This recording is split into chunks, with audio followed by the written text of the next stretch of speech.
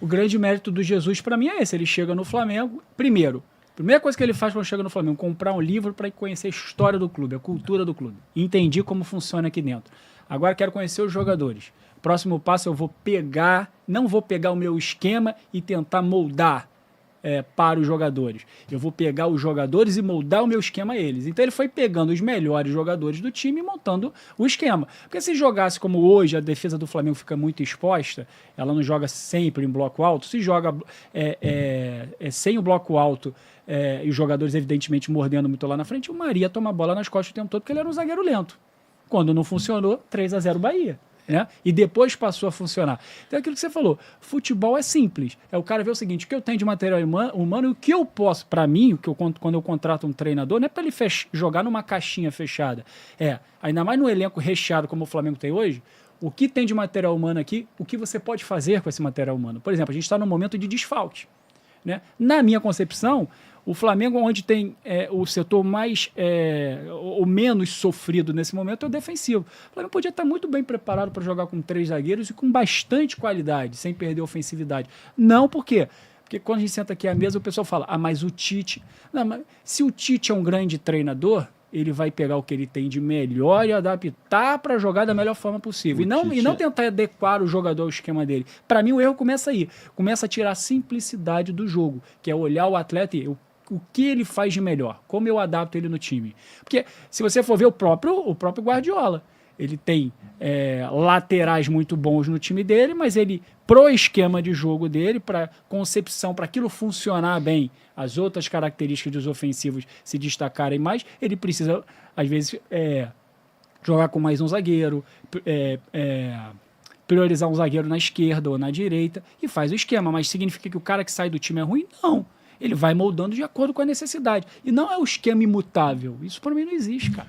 O Tite, você até comentou aí, né, das adaptações, mas ele treinou hoje com todos os zagueiros juntos, jogando. Só hoje? Não, mas ele treinou com uma zaga titular com Fabrício Bruno e Davi Luiz, o Léo Pereira na lateral esquerda e o Léo Ortiz de volante. É uma boa opção. As ausências. É uma opção razoável. É uma opção razoável. Tem zagueiros de qualidade para poder fazer essa função. Né? E só pegando um gancho aí do que você falou, né, do Jorge Jesus, quando chegou no clube para entender a cultura. Cara, isso todos os clubes deveriam fazer com qualquer jogador contratado, tá? Comissão técnica, enfim. A pessoa chegar aqui, ó, conhecer a história do clube, ver o que aquele clube representa, né? O que o torcedor espera daquele jogador. Porque vem jogadores contratados, o jogador vem da seleção, vem do negócio. Mas e daí, cara? Não conhece o que é Flamengo. Entendeu? Ele precisa sentir isso. Você tem que mostrar um livro, você tem que ter um vídeo que mostre o que é Flamengo, o que é a torcida do Flamengo. Por quê? Chega o De La Cruz, vem lá do River e com o uruguaio, né? Aí você tem um outro que é contratado de um time que veio de lá de outra situação. E aí você tem um menino da base que é conhecedor do que é Flamengo. Entendeu? Então você precisa apresentar o que é Flamengo, você precisa saber da história, saber o que o torcedor ele está esperando de você, qual vai ser a cobrança que você vai ter por estar jogando numa instituição como o Flamengo.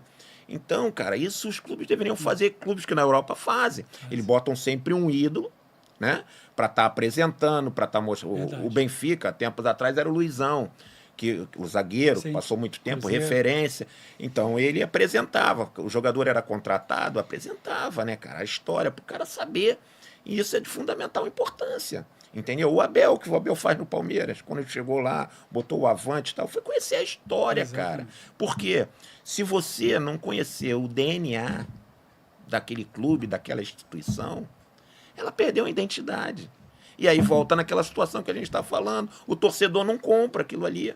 Porque ele não está se identificando com aquele time ali jogando. Ele não está se identificando com a apresentação daqueles jogadores ali naquele negócio. Então, cara, o cara tem que conhecer o DNA. Você tem que saber, conhecer o DNA do clube. E não pode perder isso. Porque esse DNA foi construído por pessoas. por jogadores de gerações em gerações até o futebol chegar no momento de hoje. Né? É a coisa que a gente estava falando aqui. O futebol, e para trás esse negócio, ele era muito difícil com relação a planejamento, com relação a campo de treinamento. A gente no Flamengo, a gente treinava na Gávea e muitos treinos a gente foi numa faculdade que era no Lisboa lá, cara. Entendeu? O treino do Flamengo no banco ali ficava de tudo no banco. Entendeu? Ficava de tudo. Artista, cantor, tudo ali no banco, diretoria, os senhorinhos. Tudo para tirar o tudo foco, já né? dentro do campo, entendeu? Uhum. Então, cara, teve uma mudança muito grande. Mas para chegar nessa mudança, existiu homens, seres humanos, para fazer essa transformação e tornar um Flamengo a grandeza que ele é hoje. Exatamente. E aí volto naquelas situações no qual as pessoas elas têm a mania de homenagear esses profissionais, eu digo até de gerações muito mais para trás, né, no seu falecimento. Não, cara. Homenageia aquele cara ali em vida. Exatamente. Porque o cara, ele deu suor. É. Ele ficava 3 meses sem receber. E o salário não era um salário do negócio. Né? É aquilo que eu falava, quando vestia uma camisa, quando um atleta veste uma camisa, uma certeza é certa, a de baixo é dor. Você vai contar nos dedos os jogos que você vai entrar sem uma dor. Você vai entrar com dor, você aprende a conviver com a dor. Então aquilo ali tem que ser valorizado. Tá? Porque a instituição ela vai permanecer e o ser humano não. E às vezes um agradecimento, uma homenagem, no momento, hoje, as pessoas mais idosas e tal, é o que ele está precisando. Para ele chegar e falar, pô, valeu a pena cada gota de suor que eu deixei ali naquele clube. E muitos clubes, eles não fazem isso. Né? Não homenageiam. Então, cara, então você não tem história. Se você não tem história, você não tem nada. Entendeu? Então, isso é importantíssimo. E você tocou num ponto que, assim, preocupa muita gente. A nossa ideia aqui, quando traz o jogador, é extrair isso, o DNA do Flamengo, né? Porque tudo é o plantio e colheita. O Flamengo não surgiu em 2019, né?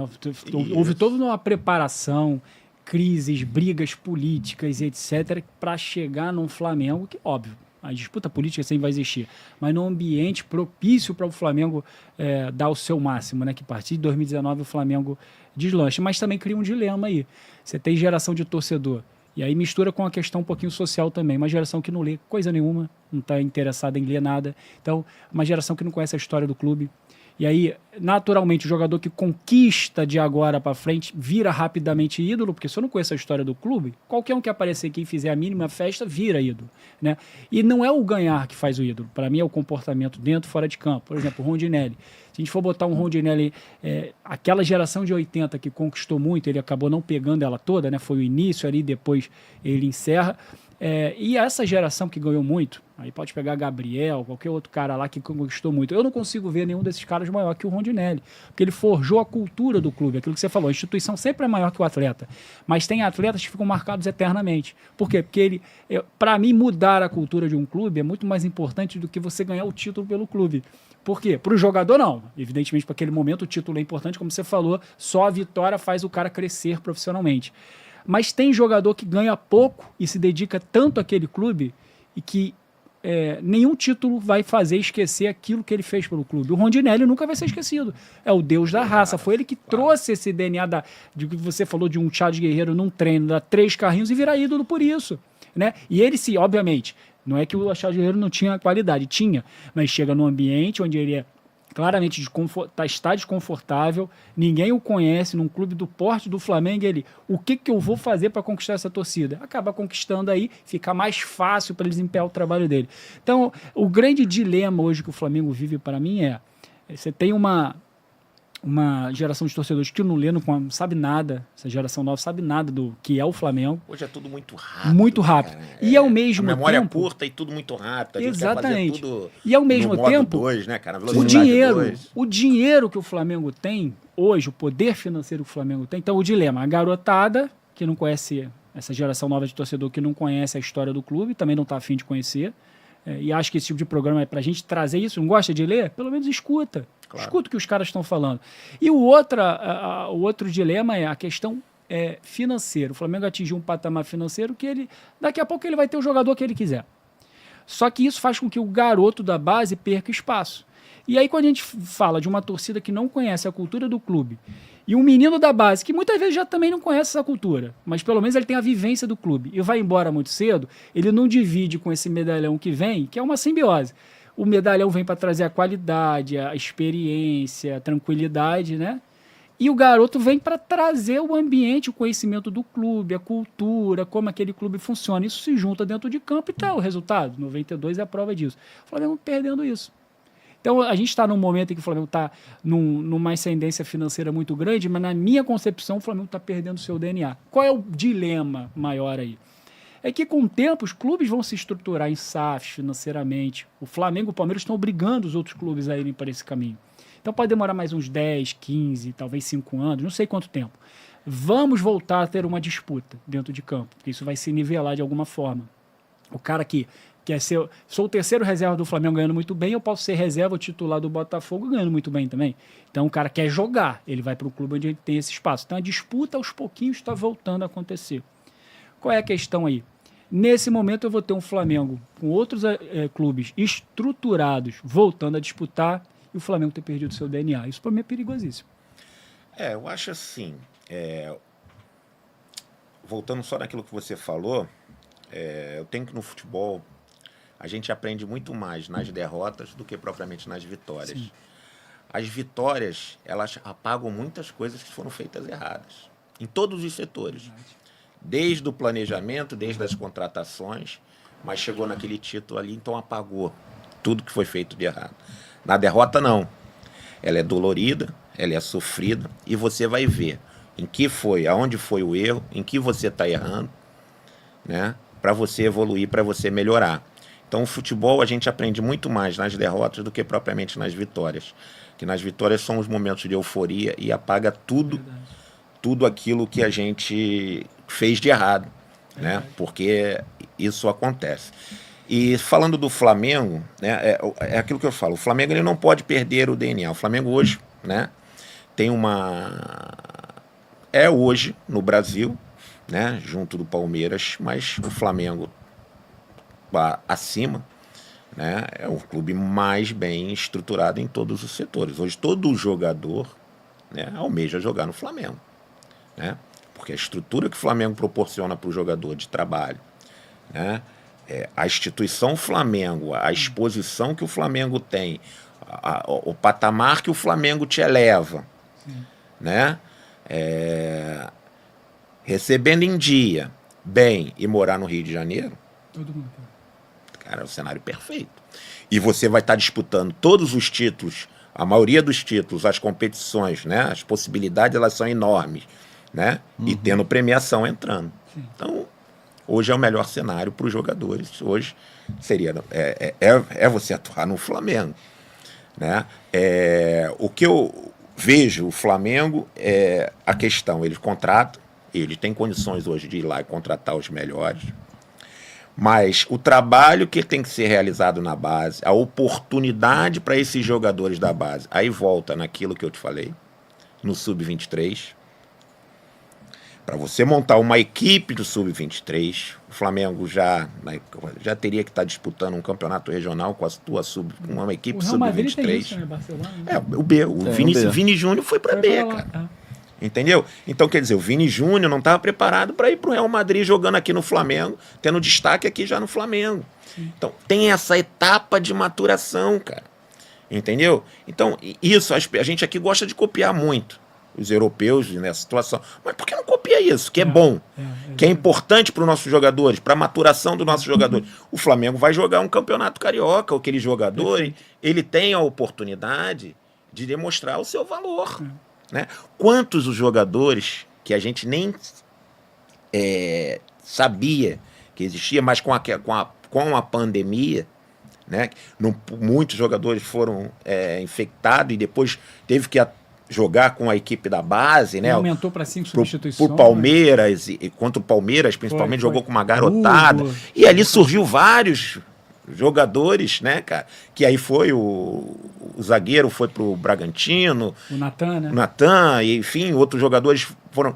Então, cara, você tem que dar visibilidade, tem que dar jogo para esse cara, para esse jogador. Então, o jogador subiu pro profissional, a transição. No Flamengo ele não vai jogar, então ele vai ficar lá treinando. Sim. Sem ritmo de jogo. Sim. Concorda? Recebendo em dia, recebendo bem, sem compromisso no meio da semana nem no final da semana. O que esse menino vai fazer? Vai fazer um churrasco no final de semana. Entendeu? E aí vai todo mundo dizer que ele acha que ele é estrela porque ele tá fazendo churrasco. Isso. Não, porque ele não tem jogo. Pô. Então, e aí isso não está sendo benéfico para a formação desse menino. Entendeu? Então aquele menino, ele vive aquela bolha, né? Eu sou jogador do Flamengo, mas e ajuda até a perder o foco na carreira. Isso, né? E aí perde o foco, perde o tempo, pega o time. Exatamente. E aí tá vindo os jogadores da base, uma fila que ela não anda, ela voa. Aí tá atropelando, entendeu? Então é importante rever essa situação, as entidades, CBF, enfim, e montar esse sub-23, cara, bota uma equipe sub-23, bota ela para excursionar, para viajar aí nas pré-temporadas do negócio. Você está levando o nome da instituição do Flamengo, você está internacionalizando o nome também, e você está jogando ali com algumas equipes que podem absorver algum desses jogadores. Exatamente. Entendeu? Então, cara, isso é importantíssimo. Né? É o que eu falo. Ninguém sobe o Monte Everest direto, senão morre. Um bom exemplo no Flamengo é o Atirson, que também a gente sempre cita. Isso. Chega no Flamengo, a torcida já começa a pegar no pé o craque. O Flamengo faz em casa, lateral esquerdo, deve ser tipo o Leonardo, deve ser tipo o Júnior, já é esse nível de cobrança. Isso. E aí não começa bem, aí o Flamengo resolve, para não romper o contrato, emprestá-lo para o Santos. Ele só acaba como o melhor lateral esquerdo da competição, aí vai pro Flamengo e vira ídolo do Flamengo. Isso, aí é o que eu falo. Quase ele não acontece isso com ele. E o empréstimo, ele teve que sair como melhor lateral esquerdo da competição para ele retornar pro Flamengo. Porque não tem um acompanhamento. As pessoas falam que tem, mas é mentira. Não tem. Tá? É balela. Então não tem. Se você tiver um destaque, você volta. Se você não tiver um destaque, entendeu? E ainda assim tem um porém, né? Tem o caso do Matheus Gonçalves. Teve o destaque no Bragantino, voltou e mesmo assim não tem progressão. Não tem espaço. Não é aproveitado. Que, por sinal, acho muito bom jogador. Muito bom jogador.